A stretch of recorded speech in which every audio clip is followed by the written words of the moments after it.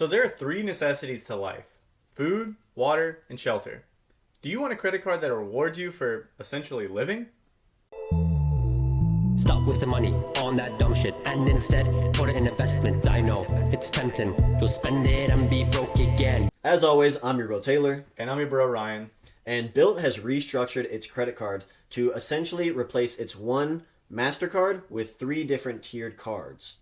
Now, one of the biggest things that people are really excited about is it now offers rewards on not only rent, but mortgage payments. So let's dive in and see if these cards are really worth it. So looking at our first card on the list, the Bilt Blue card. This card's a nice intro card because it has no annual fee. And the perks are you get a $100 Bilt Cash welcome credit and no foreign transaction fees. Now when it comes down to rewards, it gets 1 times points on everyday spending. And this is where it already gets a little complicated. You have to choose one of two options. You either get 4% back in Bilt Cash on everyday purchases, or if your everyday spending is 25% of your housing payment, you get 0.5 times points towards your mortgage payment.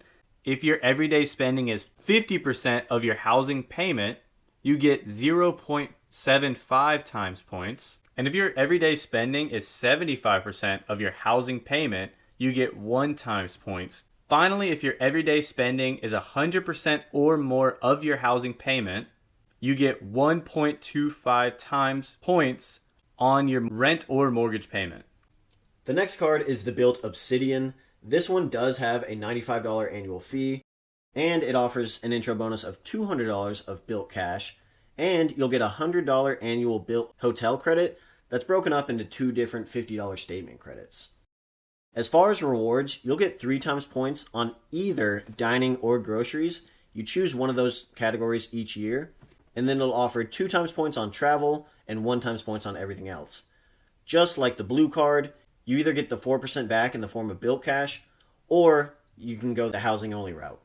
Now rolling right along into the Bilt Palladium card. This one is by far the highest annual fee. The annual fee is $495 a year. The extras you get with this card, you get $300 Bilt Cash welcome credit. You get 50,000 Bilt points and gold status after $4,000 spent in the first 90 days. You get about $600 in annual credits, and you get priority pass lounge access. Now when it comes to the rewards, you get 2 times points on everything, everyday spending. And then again, it goes back to the Bilt breakdown of either choosing the 4% Bilt Cash or the housing breakdown. This is Bilt's premium travel style card. They're trying to get people from the Chase Portal and the Capital One that have locked into those travel rewards and never really considered Bilt or those kind of cards. And now Bilt's trying to tap into that market. Yeah, for sure. Now, there are some Bilt rewards that are just kind of general rewards that span across all 3 cards. There's things like the Bilt Dining Program, where you can sign up, and in fact, you can link different credit cards that aren't any of the 3 that we just mentioned. And if you use that credit card at a Bilt Dining participating restaurant, you'll earn 3 times Bilt points. And if you pair that with a Bilt credit card that also offers some amount of extra points towards dining, those double up. So let's say you use the Bilt Obsidian card that offers 3 times points, and you register in the Bilt Dining Program and ate one of those participating restaurants, you would get 6 times points on that meal, which is really, really good. Again, the Palladium card that offers 2 times on everything, you'd get 5 points for eating at a Bilt Dining participating restaurant. So there's some really cool features like that. And on top of that, they also offer Bilt Travel, where it's essentially the same principle. Any card that you register in this, you'll get 1 times points on flights through the portal and 2 times points on hotels. Yeah, and you can see Bilt is really trying to get into that travel space. They also have their own partners and their own portal, and those partners are actually fantastic. Yeah. They have some of the top hotel partner chains and some of the top airlines, and you get bonus transfers to transferring to those airlines. And lastly, for those of you that don't know and don't really get into the weeds of credit cards, there's a breakdown of the best cards out there based on cent per point.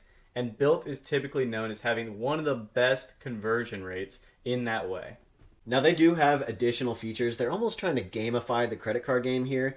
And Some people, that's, a great thing. Other people, like, it's getting a bit complicated. Yeah. I don't really, I want my finances to be finances. I don't need it to be a fun little game. But they're offering things like rent-free games where it's almost set up like a Family Feud, where they'll have like a celebrity or influencer come on, and it's this whole little game show where if you're like one of the top 10 scorers, you'll get free rent for a month. If you're one of the top 600, you'll get some extra Bilt Cash. So if that's something that interests you, this could be a really cool feature.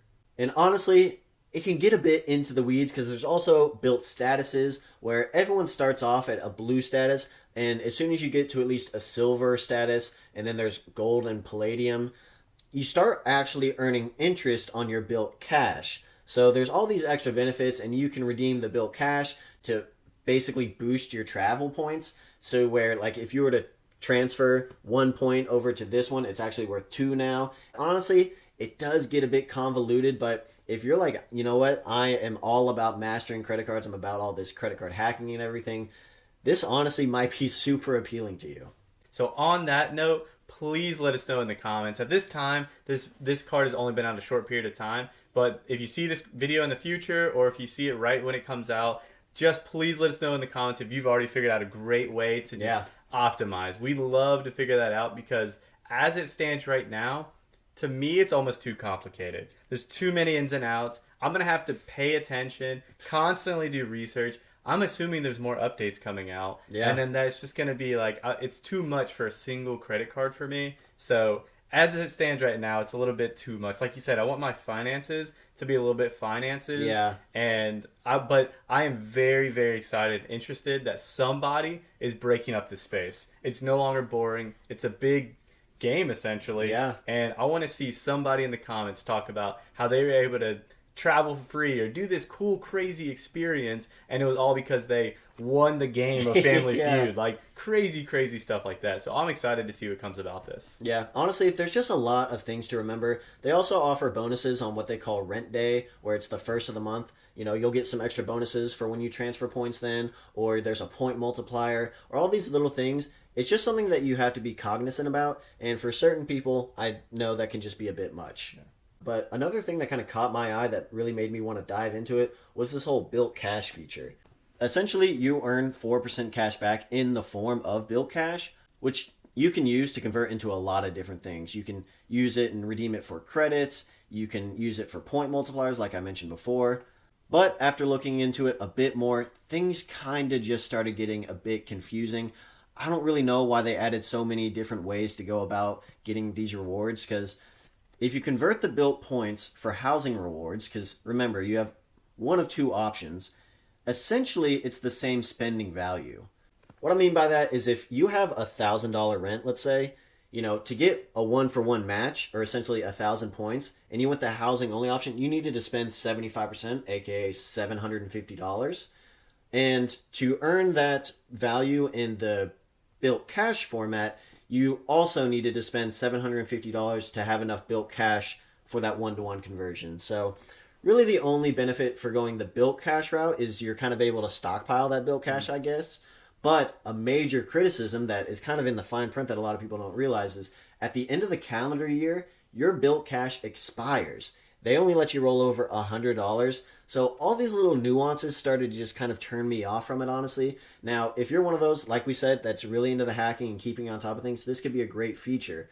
But another thing to keep in mind is if you go the Bilt Cash route and you want to use it towards housing rewards, you can never get up to the 1.25 times multiplier. That's only if you choose option B or the housing only route. So there's just so many things that you kind of got to balance. You really got to do some math like, okay, my average spending is this.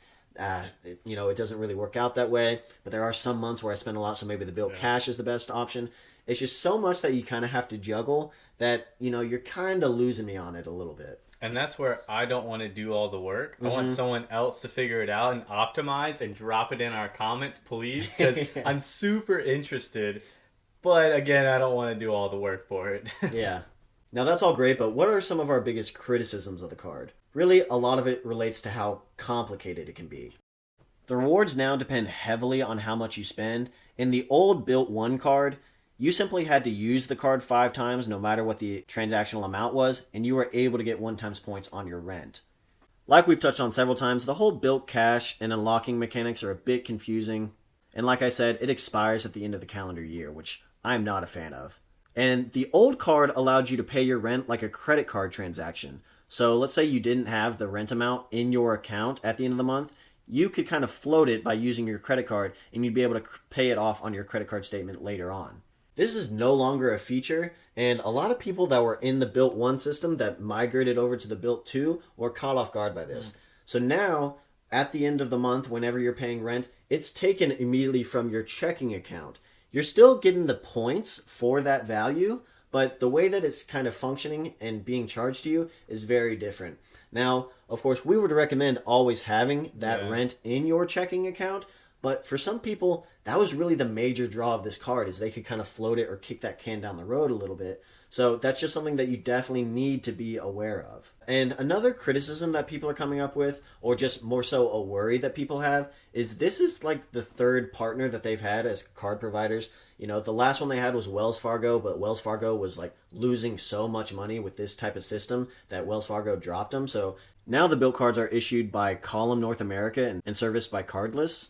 And people are worried that it might be a bit indicative of this type of system just not really working. Bilt is trying to make it work where they give rewards on this biggest expense that's kind of a necessity for life. But a lot of people are like, well, they've already been dropped a couple times. If they get dropped again, the terms might change again. So the fluctuation of the terms of this card is kind of turning people off. You know, some people view it as they're simply evolving to a tiered system, which a lot of card systems have done over time. But a lot of other people are like, I just don't know if this is viable long term, and I'm worried about jumping into something where later on down the line, it just might not work for me again if they decide to evolve. So I know that was a lot of information, and honestly, there's a few different features that we still didn't even include in this because there's just so many different nuances to it. But the big takeaway is Bilt's kind of transitioning from one simple card that was great for getting rent to a 3-tier system that if you're really good at keeping track, then maybe it's beneficial for you. But weighing that is just tough. For me personally, I don't know if I'm as excited about it. It's a whole math problem. And really, they're kind of seemingly transitioning, in my opinion, to be cards that are beneficial for big spenders that use this as their primary. So for us that already have a couple different cards, we kind of would almost have to move away from them completely and use this as our card for dining and groceries and everything to really get the most out of it. So again, let us know in the comments if there's anything you saw in this video that you're like, oh yeah, love that. I'm definitely jumping on this card. Or if you already have the card, already figured out how to optimize it, we would love to hear that in the comments below. Let us know also if you like this tiered system. If you love the Bilt 1, but now you hate the Bilt 2. Like, there's so many things. We're still not sure how we feel about it. There's great things and terrible things, to be honest. And it got pretty complicated. And we left out some features, like Taylor said, just so we didn't continue into the weeds. But please let us know if you like this video. Please subscribe to the channel and share with your friend that you're like, maybe we should talk about this more, see if any of us should get it. And also, as always, stay tuned for next week's video. Stop wasting money on that dumb shit and instead put it in investment. I know it's tempting. You'll spend it and be broke again.